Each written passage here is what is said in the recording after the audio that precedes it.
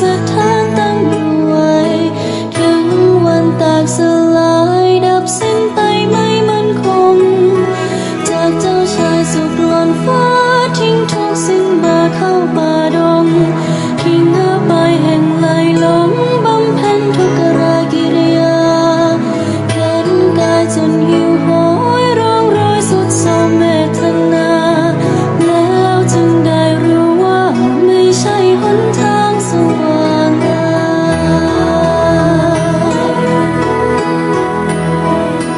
พระองค์ทรงค้นพบ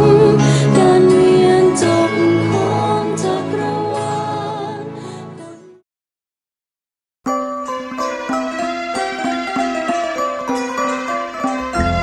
ဘုံဘုံတို့ဒီထိုင်းနိုင်ငံရှောဘောပန်းနာတောင်ပေါ်မှာတည်ထားတဲ့ဒီလောကအောင်လုံးစီတော်ကြီးမဖြစ်မြောက်ခင်ဒီကိုရောက်တဲ့အခါကျတော့ဘုံတို့တန်ခါတက္ကရာ2558ခုဘောဇာတက္ကရာ1386ခုတစားမုံလာပြည့်ကြာသာပတိနေ့မှာထိုင်းဆရာတော်နဲ့မြန်မာဆရာတော်တွေပေါင်းစုပြီးတော့ဒီလောကအောင်လုံးစီတော်မြတ်ကြီးဖြစ်မြောက်အောင်ဆိုပြီးတော့ဒီမှာအုတ်မြေရှားဖို့ဘုံတို့လုပ်ခဲ့ပါတယ်အဲ့တော့ဘုံတို့လုံးပြီးတဲ့အခါကျတော့သာသနာတော်တက္ကရာ2560ခုဘောဇာတက္ကရာ1380ခုနဲ့ကစုံလာပြည့်တနင်္ဂနွေနေ့မှာဘုန်းတော်ဒီထီတော်ပြန်လဲပြီးတော့ခொနည်းသားသမီးစုပေါင်းကောင်းမှုနဲ့ထီတော်ကြီးကိုပြန်လဲပြီးတော့တင်တယ်အဲ့ဒီဟောဒီမှာဘုရားမှာလူတန်းထားကြတဲ့ဒီအုတ်တို့တဲတို့ကြောက်တို့ပေါ့နည်းနည်းဘဝတည်းဖြစ်ဖြစ်မြင်းများလို့လည်းဖြစ်ဖြစ်အလုံးစုပေါင်းပြီးတော့ခொနည်းသားသမီးတွေအလုံးစုပေါင်းကောင်းမှုဆိုပြီးတော့ဒီဘုရားကြီးကိုတင်ထားခြင်းဖြစ်တယ်ဒီဘုရားကြီးဟာသာသနာသမိုင်းမှာမှတ်တမ်းတင်တဲ့ဟောဒီစံတော်ကြီးဖြစ်တယ်ဘာဖြစ်လို့လဲဆိုတော့အဲ့ဒီကရှင်မောပန္နမှာဒီခက်လို့ဆိုလို့ရှိရင်လုပ်ဖို့အဆင်မပြေတော့ဘူးအရင်တော့ခက်ကောင်းတဲ့အရှင်တော့ကနေပြီးတော့တတ်တာနဲ့ပါဝင်လှုပ်ဆောင်ကြတဲ့ပုဂ္ဂိုလ်တွေလည်းရှိတဲ့ပုဂ္ဂိုလ်လည်းရှိကြတယ်မရှိတဲ့ပုဂ္ဂိုလ်လည်းမရှိကြဘူးအဲ့တော့ဘုန်းကြီးတို့ဟောဒီဘုန်းဘုန်းတို့ဒီတိလောကအောင်ဇေတော်မြတ်ကြီးဟာဒီခက်ပင်မမနဲ့ဘုန်းကြီးတို့လှုပ်ဆောင်လာခဲ့တဲ့ဟောဒီဇေတော်ကြီးဖြစ်တယ်အဲ့တော့ဒီစပြီးတော့စိတ်လေးခုနဲ့မှာအုံမြရှားပြီးတော့ဘုရားကိုစပြီးတော့တဲတဲ့အခါဒီ3လလောက်နဲ့ဒီဘုရားကြီးကအကောင်းနဲ့ပေါ်သွားတယ်3လလောက်နဲ့အကောင်းနဲ့ပေါ်သွားတဲ့အခါမှာအဲ့ဒီအချိန်မှာ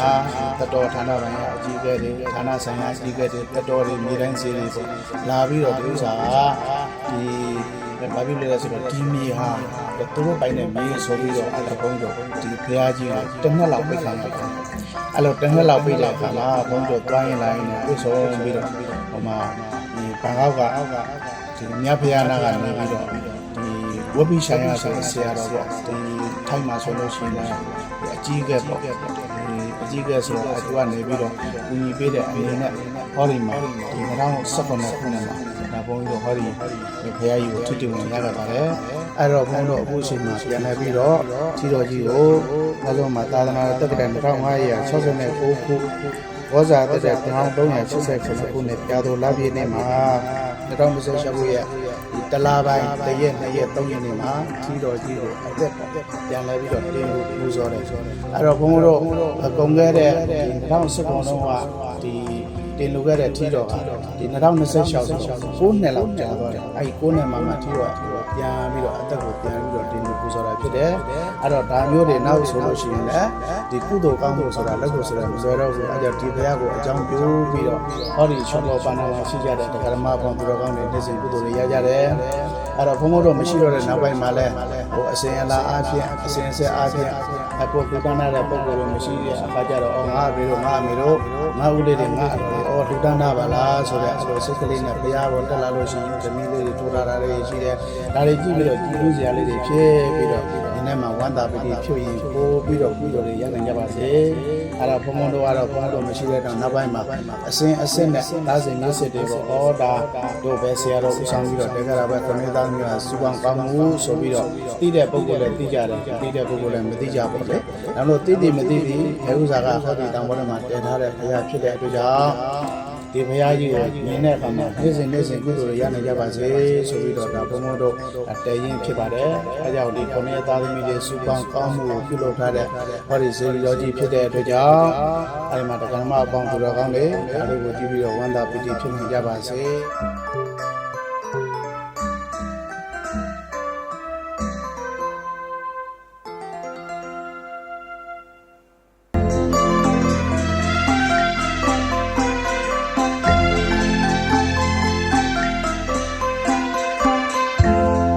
ဓမ္မမိတ်ဆွေသူတော်စင်ပေါင်းတို့ခင်ဗျာထိုင်းနိုင်ငံကျုံဖော်ပနန်ကြီးတောင်ပေါ်၌ဝါယာဝတီဆရာတော်အရှင်ပညာနန္ဒတီထားကိုယ်ွယ်ခဲ့တော်တီထားကိုယ်ွယ်လျက်ရှိနေတော်မူသောဒီလောကဘာတော်မူစီတော်မြတ်ကြီးအားထီတော်တင်ပွဲကြီးမှာနိဗ္ဗာန်ကိုအကျိုးမျှော်၍ကျွန်တော်သူ့မျက်မှောက်မှတ်တမ်းတင်ဆက်ဖို့ပါသည်ဒီစီရီတော်မြတ်ကြီးဖြစ်မြောက်ရင်းနှင့်ထီတော်တင်ပွဲကြီးကြီးမြောက်အောင်မြင်စေရန်အတွက်အဖက်ဖက်မှခွန်ကြီးပံ့ပိုးပြီးခဲ့ကြတော့အလှဒါယကများဓမ္မမိတ်ဆွေသူတော်ကောင်းအပေါင်းအားလုံးနဲ့တကွယခုဗီဒီယိုအားကြည့်ရှုသူပေါင်းသူတော်ကောင်းတို့လည်းထပ်ပြီးပြုလုပ်ကြပါကြကြောင်းဆုမွန်ကောင်းတောင်းလိုက်သည်အားလုံးကိုယ်စိတ်နှပြကျမ်းမာချမ်းသာကြပါစေ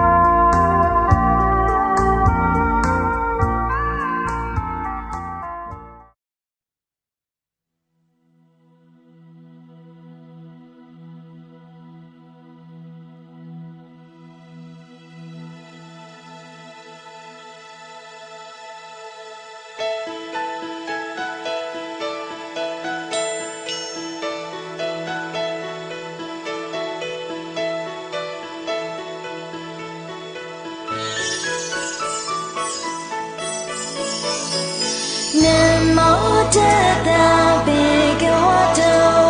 Arahato Dhamma Tata Namo Tata Bhagavato Arahato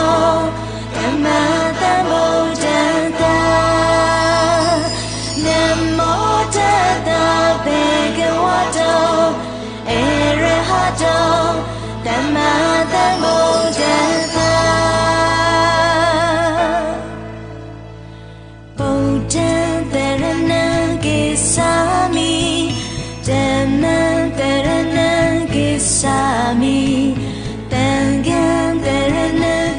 Sami Tutiyambi Bodha Taranagi Sami Tutiyambi Dhamma Taranagi Sami Tutiyambi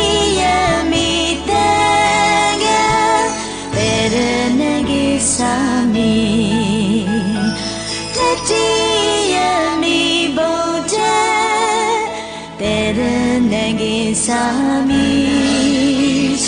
Tatiyami Dhamma Taranagi Sami Tatiyami Tanga Taranagi Sami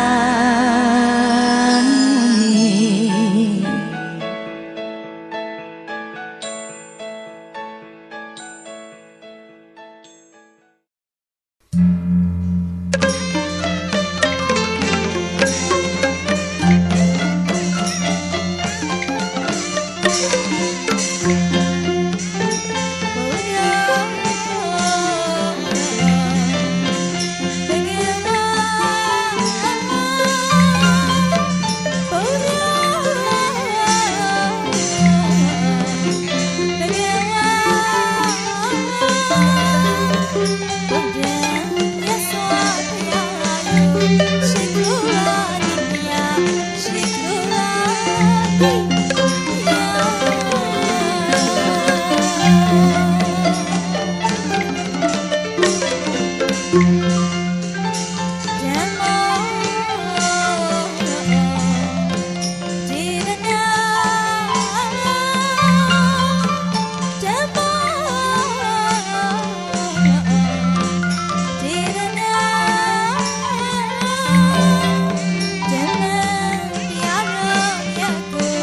Ghiền Mì Gõ để không bỏ lỡ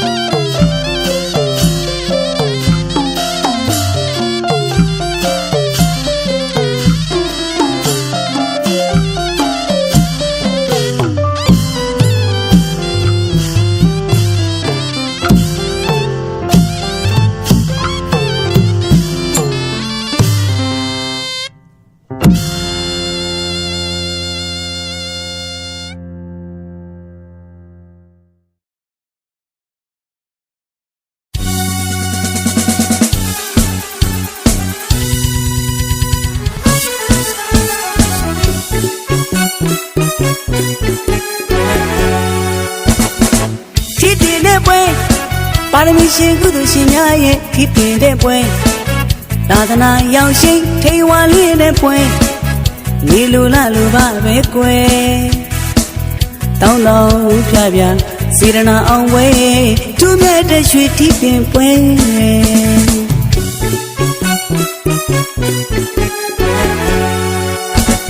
ဗုဒ္ဓမြတ်စွာသာသနာလေးကိုတွေ့ကြရတဲ့ဒီပွဲရဲ့နိဗ္ဗာန်မဖို့ရတူလန်းလို့စိတ်ကြံမြောက်တဲ့ဒီပွဲ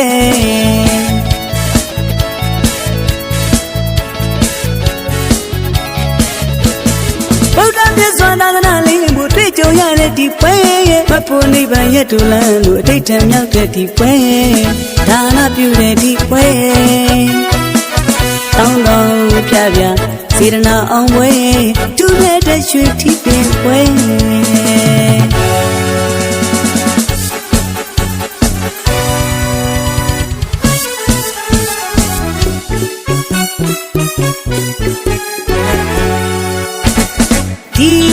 ဒီပွဲဒီတော့တင်တဲ့ပွဲ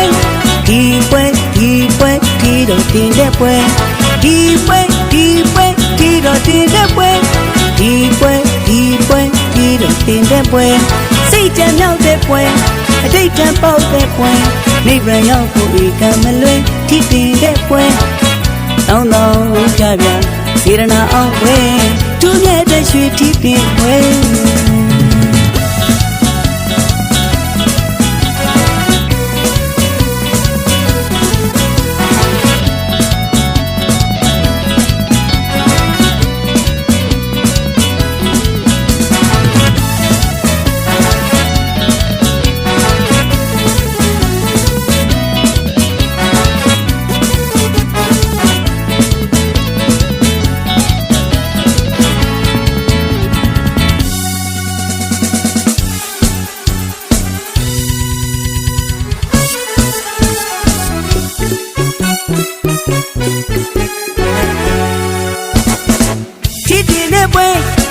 ပါရမီရှင်ကုသိုလ်ရှင်များရဲ့ဖြစ်တည်တဲ့ပွဲသာသနာရောက်ရှိထိန်ဝါလေးတဲ့ပွဲနေလူလာလူပါပဲကွယ်တောင်းတောင်းပြပြစေရနာအောင်ဝဲသူမြတ်တဲ့ရွှေထီးပင်ပွဲ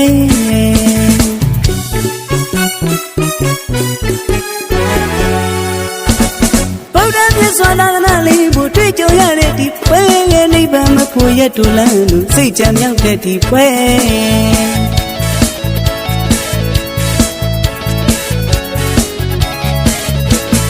ဗုဒ္ဓမြတ်စွာသာသနာလေးကိုတွေ့ကြရတဲ့ဒီပွဲရဲ့မဖို့နိဗ္ဗာန်ရတူလန်းလို့အတိတ်ထံမြောက်တဲ့ဒီပွဲဒါနပြုတဲ့ဒီပွဲတောင်းတောင်းပြပြစေရနာအောင်ဝဲသူနဲ့တရွှေထီးပင်ပွဲ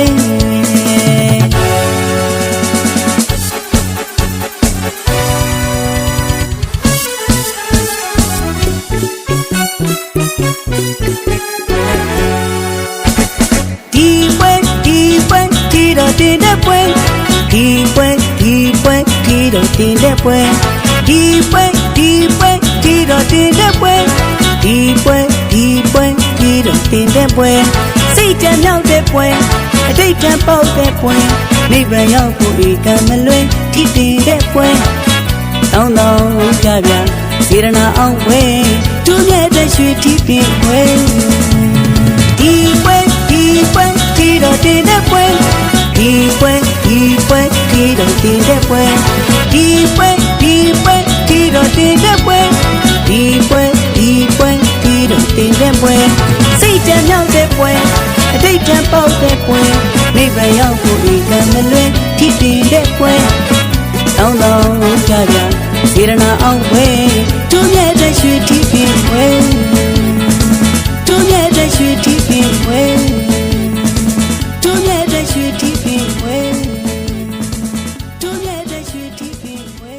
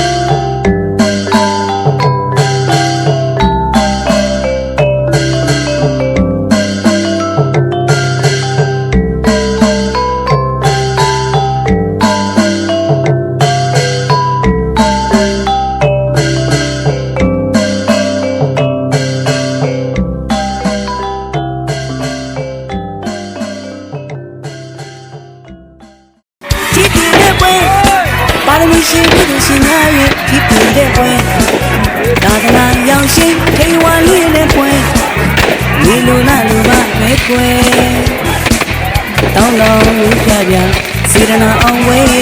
သူမြတ်တဲ့ရွှေတီးပင်ပန်း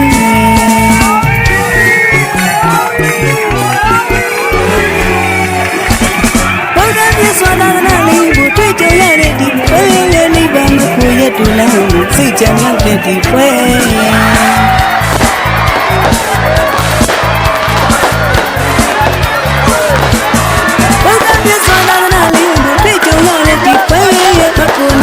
တူလာလို့ဒိဋ္ဌံရောက်တဲ့ဒီပွဲဒါနပြုတဲ့ဒီပွဲ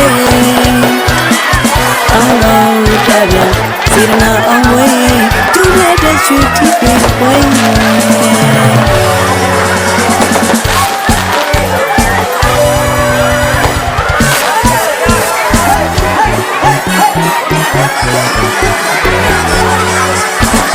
ဒီပွဲဒီတော့တဲ့ပွဲဒီပွဲဒီတော့တင်တဲ့ပွဲဒီပွဲဒီတော့တင်တဲ့ပွဲဒီပွဲဒီတော့တင်တဲ့ပွဲစိတ်ကြံရောက်တဲ့ပွဲအတိတ်ကပေါက်တဲ့ပွဲနိဗ္ဗာန်ရောက်ကိုအမလေးထိတင်တဲ့ပွဲအောင်လို့ဝိသဗျာစေရနာအောင်ပွဲသူရဲ့တဲ့ရွှေတီးပြီးပွဲ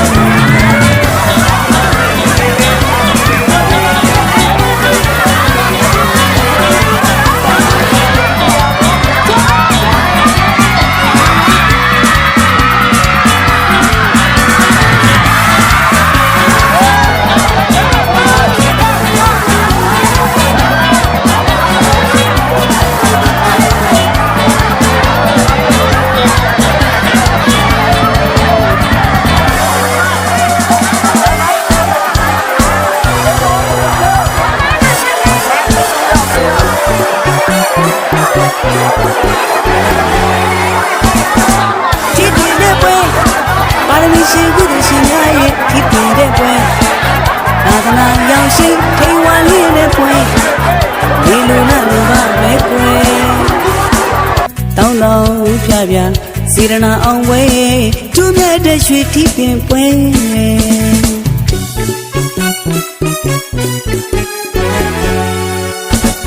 ဗုဒ္ဓမြတ်စွာသာသနာလေးကိုတွေ့ကြရတဲ့ဒီပွဲရဲ့နိဗ္ဗာန်မဖို့ရတူလန်းလို့စိတ်ကြံမြောက်တဲ့ဒီပွဲ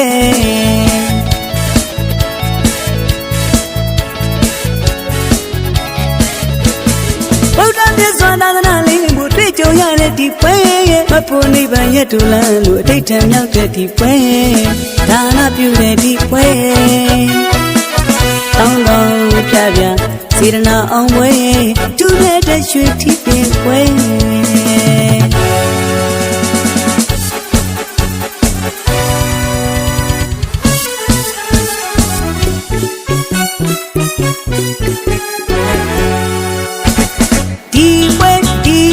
ဒီတော့တင်တဲ့ပွဲဒီပွဲဒီတော့တင်တဲ့ပွဲဒီပွဲဒီတော့တင်တဲ့ပွဲဒီပွဲဒီတော့တင်တဲ့ပွဲစိတ်ကြံရောက်တဲ့ပွဲအတိတ်ကပေါက်တဲ့ပွဲနိဗ္ဗာန်ရောက်ဖို့ဧကမလွဲထိတင်တဲ့ပွဲတောင်းတော်ပြပြစေရနာအောင်ပွဲသူမြတ်တဲ့ရွှေတီးပင်ပွဲဒီပွဲဒီတော့တင်တဲ့ပွဲဒီပွဲဒီတော့တင်တဲ့ပွဲဒီပွဲဒီတော့တင်တဲ့ပွဲဒီပွဲဒီတော့တင်တဲ့ပွဲစိတ်ကြံရောက်တဲ့ပွဲအတိတ်ကပေါက်တဲ့ပွဲနိဗ္ဗာန်ရောက်ဖို့ဧကမလွဲထိတင်တဲ့ပွဲတောင်းတော်ကြပြစေရနာအောင်ပွဲသူမြတ်တဲ့ရွှေတီးပင်ပွဲသူမြတ်တဲ့ရွှေတီးပင်ပွဲသူမြတ်တဲ့ရွှေတီးပင်ပွဲသူမြတ်တဲ့ရွှေတီးပင်ပွဲ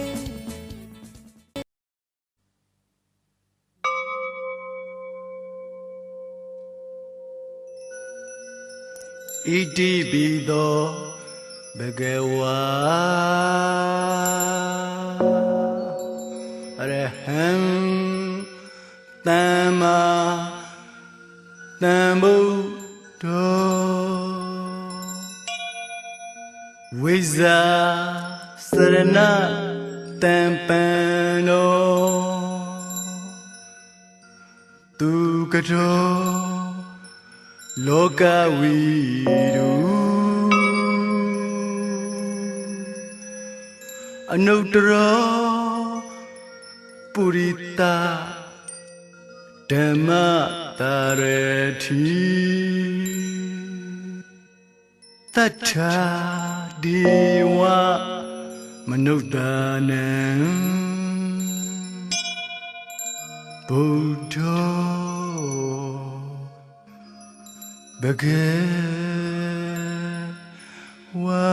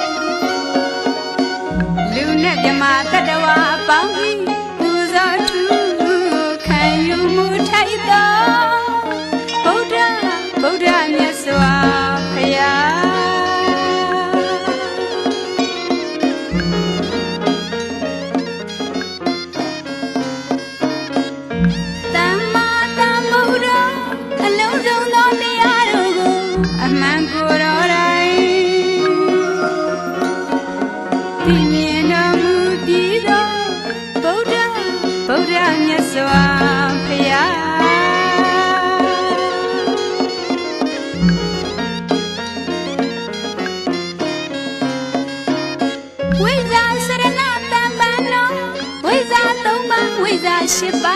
စရဏ15ပါးပြေဆုံးတော်မူသော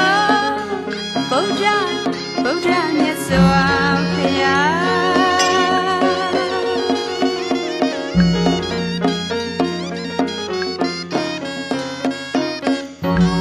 သူကတော်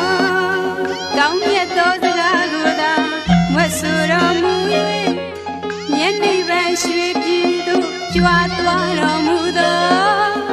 ဗုဒ္ဓမြတ်စွာဘုရား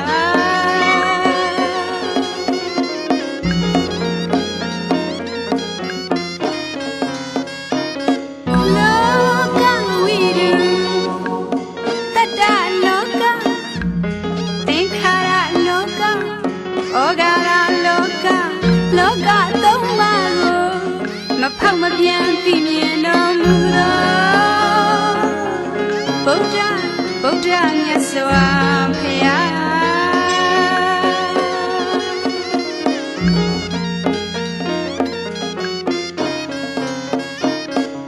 အနုတ္တရောပုရိသဓမ္မတာရတိမယင်ကြည်သောလူနဲ့မြမတတ္တဝါယဉ်ကျေးသိမ်မွေ့အောင်အတုမရှိဆုံးမတော်မူသောဗုဒ္ဓမြတ်စွာဘုရား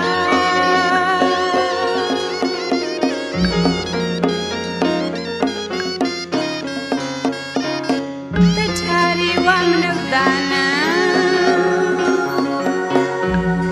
လူနဲ့မြမတတ္တဝါတို့ဤဆရာသခင်အစစ်ဖြစ်တော်မူထသောဗုဒ္ဓမြတ်စွာဘုရား